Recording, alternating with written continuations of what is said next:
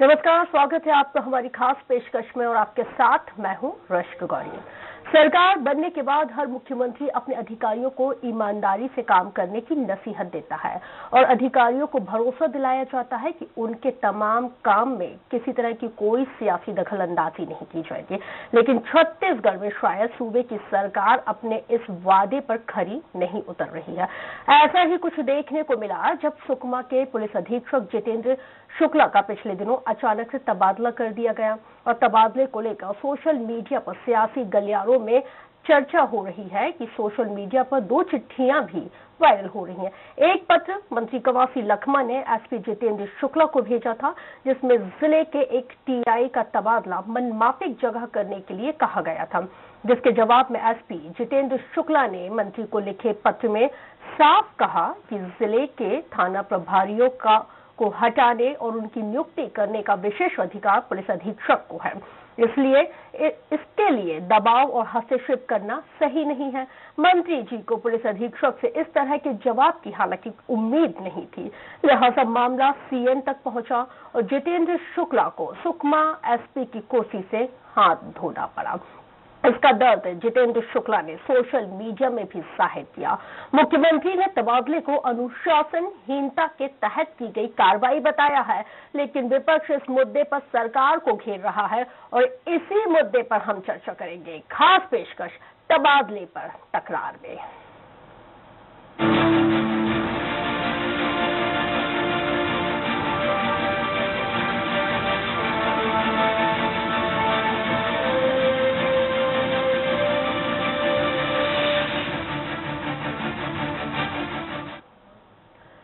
लोकसभा चुनाव की तारीखों का ऐलान हो चुका है, लिहाजा जितेंद्र शुक्ला के तबादले पर अब जमकर सियासत हो रही है। 2 महीने में सुकमा एसपी के तबादले की वजह मंत्री कवासी लखमा को पत्र लिखना बताया जा रहा है, जिसे सरकार ने अनुशासनहीनता माना है। इस तबादले पर विपक्षी दल भाजपा भूपेश सरकार की कार्यशैली पर सवाल उठा रहा है। देखिए ये खास रिपोर्ट। छत्तीसगढ़ के नक्सल प्रभावित सुकमा जिले में 2 महीने पहले जितेंद्र शुक्ला को पुलिस अधीक्षक बनाकर भेजा गया था, लेकिन कुछ दिन पहले बस्तर के प्रभारी मंत्री कवासी लखमा ने पुलिस अधीक्षक को आधिकारिक पत्र लिखकर टीआई सुरेंद्र पामभोई का तबादला कर तोंगपाल या छिंदगढ़ थाने का प्रभार देने का आदेश दिया। साथ ही आदेश के बाद हुई कार्रवाई का ब्यौरा भी पेश करने को कहा।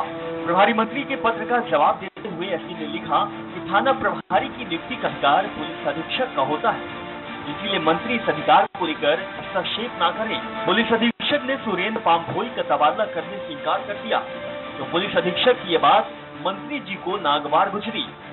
मंत्री कवासी लखमा ने पुलिस अधीक्षक जितेंद्र शुक्ला की शिकायत मुख्यमंत्री से की, जिस पर मुख्यमंत्री ने अनुशासनहीनता मानते हुए सुकमा एसपी का तबादला कर दिया।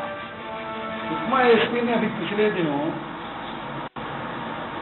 मंत्री जी को जो पत्र लिखा था, जो कि उसके अधिकार से बाहर था, उसको ये काम नहीं करना था, उन्होंने किया।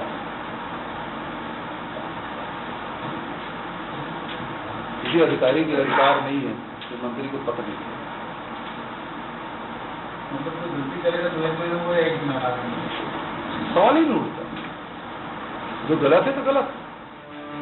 प्रभारी मंत्री की शिकायत पर सुकमा के एसपी का तबादला को लेकर सूबे में चर्चाओं का बाजार गर्म है। खुद जितेंद्र शुक्ला ने तबादले को लेकर सोशल मीडिया में टिप्पणी की। उन्होंने तबादले को अप्रत्याशित और अवांछनीय बताया। वहीं विपक्ष के मुद्दे पर को घेरना भी शुरू कर दिया है।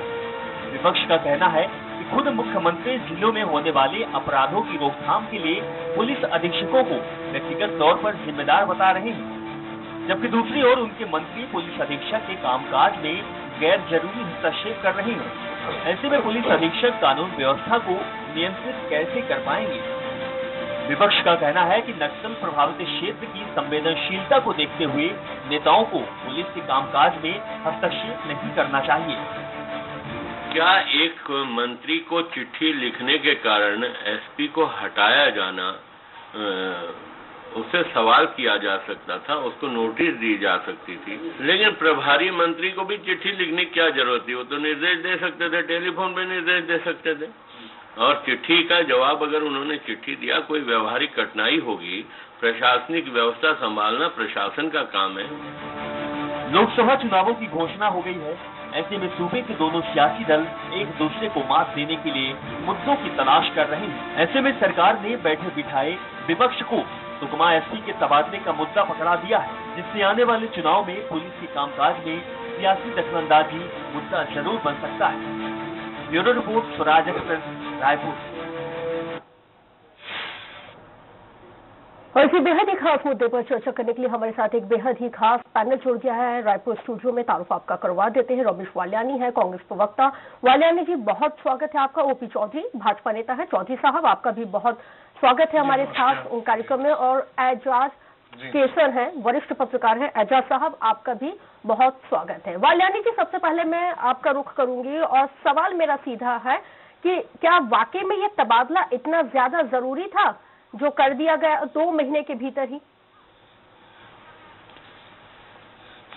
देखिए गौरी जी, मैं आपको बताऊं कि 15 साल में प्रदेश की जो प्रशासनिक व्यवस्था है ना, वो पूरी तरह चरमरा गई है।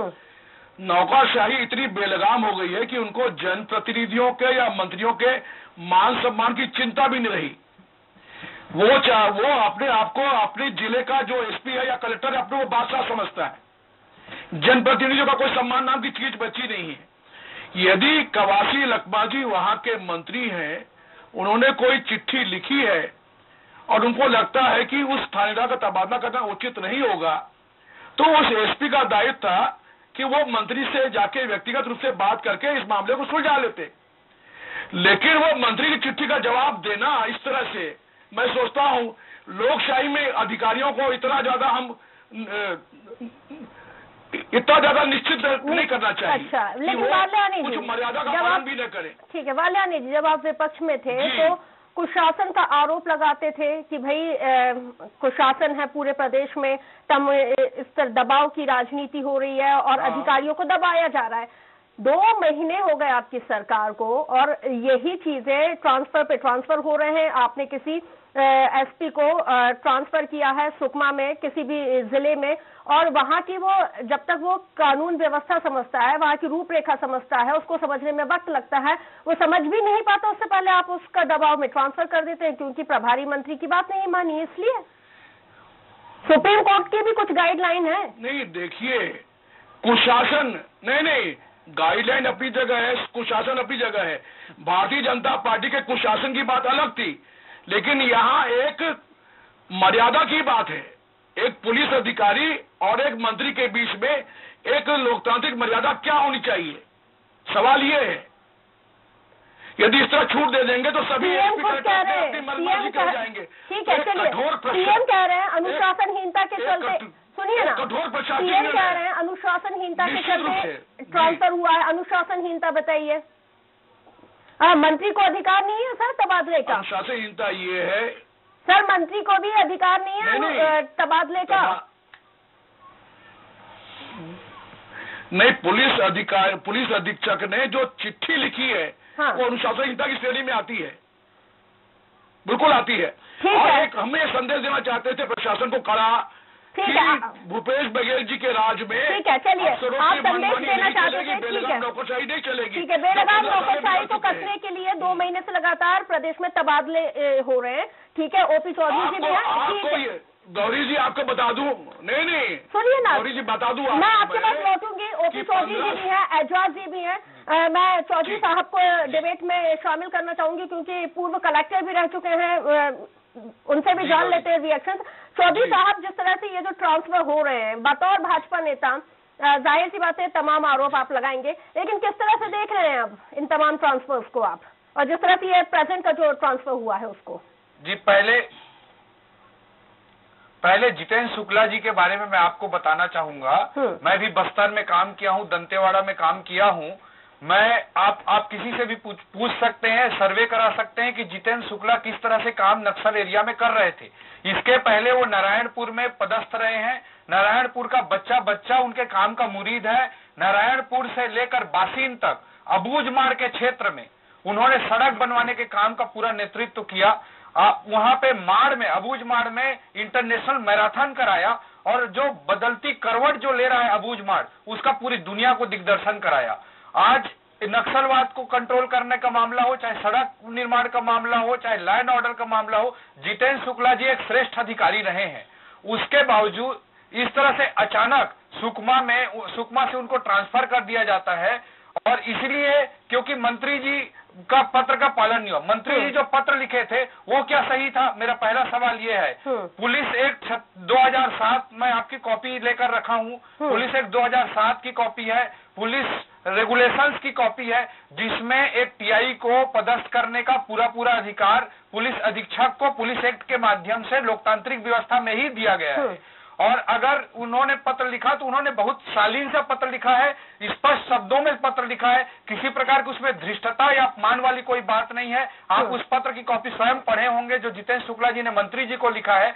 लेकिन इस तरह की जो प्रशासनिक संस्कृति जिसमें मंत्री जी को लगता है कि रूल ऑफ लॉ नहीं चलेगा, रूल ऑफ कांग्रेस चलेगा, इस तरह की प्रवृत्ति जो निर्मित हुई है सरकार के आने के बाद, आप हर दिन देख रहे हैं। ठीक है चौधरी जी, लेकिन एक सवाल यहाँ पे भी खड़ा होता है कोड ऑफ कंडक्ट का कि मैं ये कहना चाहूंगा गौरी जी मेरा सवाल ये है कि जिस तरह से यहाँ पे शुक्ला जी ने फेसबुक पोस्ट किया है, क्या वाकई में ये फेसबुक पोस्ट करना उचित था जी? और दोनों लेटर को उस पर पोस्ट करना उचित था क्या? ट्रांसफर के बाद फेसबुक पोस्ट आया है, न कि ट्रांसफर के पहले। बाद में भी क्या उचित था? जी आप उस पर नोटिस दीजिए, जो कुछ करिए, लेकिन उचित था नहीं था। ट्रांसफर आपने पहले किया है। मैं बोल रहा हूं, हम तो संदेश यही देना चाह रहे हैं कि जो कांग्रेस के आतंक में काम नहीं करेगा उसके साथ यही हश्र होगा, चाहे वो कितना भी अच्छा अधिकारी हो, चाहे सर पे कफन बनकर सुकमा और नारायणपुर अबूझ में काम कर रहा हो, लेकिन ये मैसेज दिया गया है। हमने केवल एक उदाहरण है, आप राजधानी रायपुर की बात लीजिए, 2 महीना में 3 एसपी बन गए। आप ऐसे कई जिलों में आप देख सकते हैं ट्रांसफर उद्योग चालू हो गया है। कांग्रेस का 2003 के बीच चला था, उसका पार्ट 2 चालू हो गया है, उद्योग चालू हो गया। ठीक है, वाल्यानी जी से जवाब ले लेते हैं। वाल्यानी जी, 15 साल तक कांग्रेस रमन सरकार पर प्रशासनिक मशीनरी के दुरुपयोग का आरोप लगाती रही और सरकार बनने 2 महीने भी नहीं हुए कि कांग्रेस खुद इसी राह पर चल पड़ी है। भूपेश बघेल और उनके परिवार के खिलाफ जब मामले दर्ज हुए तो आरोप लगाए गए कि पुलिस अधिकारियों ने सरकार के इशारे पर कार्रवाई की। झीरम घाटी कांड, अंतागढ़ टेप कांड समेत मामलों की जांच शुरू होने के बाद बीजेपी यही आरोप लगा रही है। देखिए, भारतीय जनता पार्टी और कांग्रेस पार्टी के आरोप में बुनियादी अंतर है।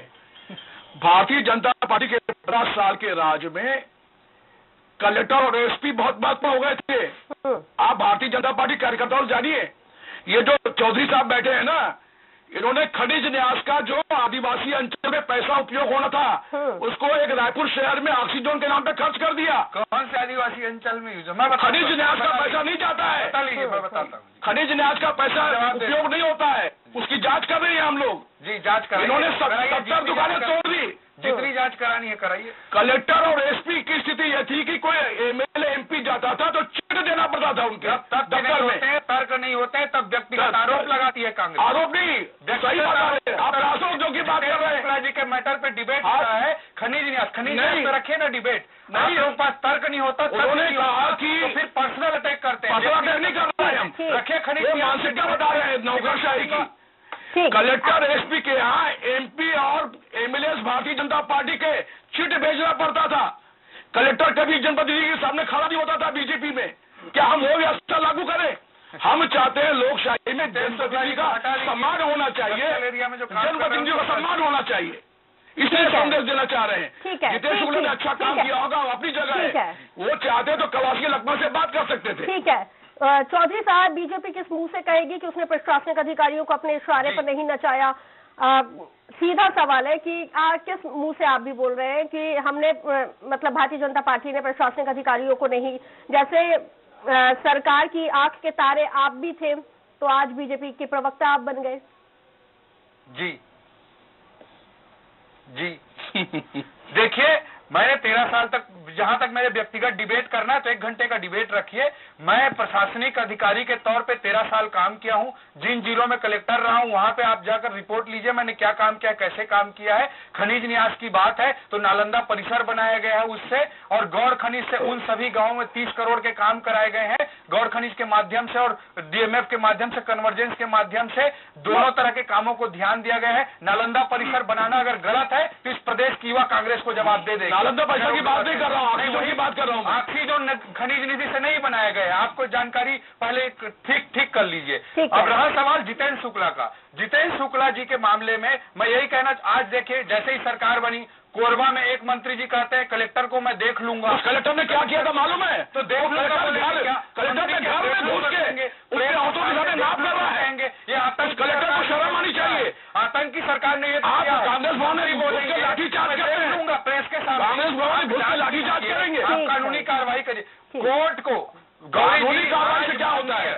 आज माननीय उच्च न्यायालय को कहना पड़ रहा है सरकार को कि आप कोर्ट की नहीं मानते, ठीक है भाई, कानून की तो मान लीजिए। ये माननीय उच्च, हमारे लिए कुछ नहीं कहा, ये आप लोगों के लिए कहा है। ये कमेंट है माननीय उच्च न्यायालय के। आप देखिए इस तरह के एक आतंक की संस्कृति कांग्रेस डेवलप कर रही है। रूल ऑफ लॉ इनके लिए, कानून की व्यवस्था कुछ नहीं है, पुलिस एक्ट 2007 कुछ नहीं है, जो कानून है वो कुछ नहीं है, केवल आतंक की शासन स्थापित। आप दोनों के पास लौटूंगी, केसर साहब को मैं डिबेट में शामिल कर लूं शासन और प्रशासन। हाँ, मैं लौट रही हूँ। केसर साहब, आप दोनों ही पार्टी के नेताओं को सुन रहे हैं, क्योंकि भाई सरकार आएंगी तो भाई तबादले होंगे, एक नॉर्मल प्रक्रिया है, प्रोसीजर कहा जाता है। लेकिन जिस तरह से ये जो ट्रांसफर प्रोसीजर चल रहा है, इसको लेके आप क्या कहेंगे? और जो आरोप यहाँ पे भारतीय जनता पार्टी के जरिए अब लगाए जा रहे हैं, इन पे आपका कॉमेंट चाहूंगी। देखिए गौरी जी, ये तो आपने बिल्कुल सही कहा कि जब भी रेजिम बदलता है तो तबादले होते हैं, ये तो तय है। लेकिन मैं जरा राजनीतिक परिदृश्य ऊपर उठ के 2-3 अपनी चिंता व्यक्त करना चाहता हूं। एक तो हाल में मुख्यमंत्री भूपेश बघेल ने कहा था कि अगर किसी भी जिले में अपराध घटित होता है तो सीधे तौर पे कप्तान जिम्मेदार होंगे, और अगर उनके मंत्रिमंडल के सदस्य अगर किसी थानेदार की पदस्थापना करते हैं तो क्या सीएम साहब फिर अपने मंत्रिमंडल के या वो जिले के प्रभारी को जिम्मेदार मानेंगे और क्या उनको भी हटाएंगे? ये पहला। दूसरा, जिस दौर में, ये मैं चिंता के स्वरूप पे अपनी बातें रख रहा हूं, जिस दौर में उनका तबादला हुआ है, ये इलेक्शन का प्रोसेस शुरू हो चुका है लोकसभा का, और वो उस एरिया में थे जो नक्सल प्रभावित क्षेत्र है और सघन नक्सल प्रभावित क्षेत्र है। हमें यह भी पता है कि इस दौरान नक्सलियों का TCOC, tactical counter offensive campaign चलता है, जो बहुत ही एग्रेसिव होता है। और 1.5-2 साल से वहां पर जितेंद्र शुक्ला वहां पोस्टेड थे, उनको वो क्षेत्र की जानकारी थी। नारायणपुर में थे, नारायणपुर में बस्तर क्षेत्र में 1.5 साल से थे, तो वो क्षेत्र से वो पूरा वाकिफ थे, उनको पता था। तो ये एक बड़ा सहूलियत होता है एक फ्री फेयर पीसफुल चुनाव कराने में, जो नहीं हो पाया। तीसरी बात यह है कि जो कहा जा रहा है कि उन्होंने जवाब दिया, देखिए एक पॉलिटिशियन का अपना एक ईगो हो सकता है, एक अपना उनका सोच और अपना नजरिया हो सकता है, लेकिन मेरे एज ए इंडिपेंडेंट ऑब्जर्वर मेरा सोचना है उन्होंने जवाब नहीं दिया, उन्होंने जानकारी दी कि मेरे क्षेत्र अधिकार में ये आता है और मेरे क्षेत्र अधिकार में मैं ये चाहता नहीं कि कोई चीज का दखल हो, क्योंकि मुझे सुचारू रूप से काम करना। हो सकता है उनके रडार में ये बात तय होगी कि सीएम साहब एक वार्निंग दे चुके हैं पुलिस कप्तान को कि कहीं अपराध हुआ तो सीधे सीधे आप जिम्मेदार होंगे। बाल्यानी केस को इस तरह से भी तो लिया जा सकता था, जिस तरह से एजाज साहब यहाँ पे कह रहे हैं। क्यों, मतलब इस तरह ईगो पॉइंट क्यों बना लिया गया? भाई अगर ईगो क्लैशेस होंगे तो यही स्थिति होगी। भाई अगर जिले की कानून व्यवस्था बिगड़ेगी तो आप कप्तान की ही कॉलर पकड़ेंगे कि भाई बताओ ये कैसे हुआ? देखिए गौरी जी, इसमें ईगो का कोई प्रॉब्लम नहीं है। मैं आपको बता दूं कि 15 साल में छत्तीसगढ़ के विभिन्न जिलों की स्थिति क्या थी। एसपी लोगों की पोस्टिंग में यहाँ खुलेआम पैसा चलता था, रेट चलता था। वो अभी चालू हुआ है, वो आपके समय होता था। सुन तो लीजिए पूरी बात, और मुझे अच्छी तरह नॉलेज है। आप सुन लीजिए चौधरी जी, पूरी बात सुन लीजिए। 4-4 दिन में आप सुन लीजिए। नहीं, आप पैसे लेने की सरकार पे आरोप लगा, क्या बीजेपी, मैं आपको बता रहा हूँ। एक भी उदाहरण बताइए। 2-2 साल तक यहाँ प्रॉपर प्रशासन को मौका मिला है। और एक चीज और बता दूं मैं आपको, आप पूरी बात सुन, बदल रहा है। आप पूरी बात सुन तो लीजिए, बताइए। 15 साल में अनुभव ये रहा है कि अनेक एसपी लोग अपने अपने पसंद के टीआई लोगों को अपने ट्रांसफर के साथ यहां ले आते थे। तो मेरी व्यक्तिगत जानकारी है अनेक एसपी के बारे में, वो टीआई इसलिए लाते थे कि वो उनके वहां वसूली मास्टर थे। कोरबा से यदि कोई एसपी यहां आया है रायपुर, तो पसंद करता था कि मैं आया हूं तो मेरी पसंद का टीआई भी आ जाए। तो ऐसा नहीं है। यदि उनको शुक्ला जी को तकलीफ थी कि वो अच्छा अधिकारी है, तो जाके व्यक्तिगत रूप से मंत्री को बता सकते थे, जानकारी दे सकते थे कि साहब ये टीआई वहां लॉ एंड ऑर्डर अच्छे से संभालेगा, इसलिए आप इसमें मत बोलिए।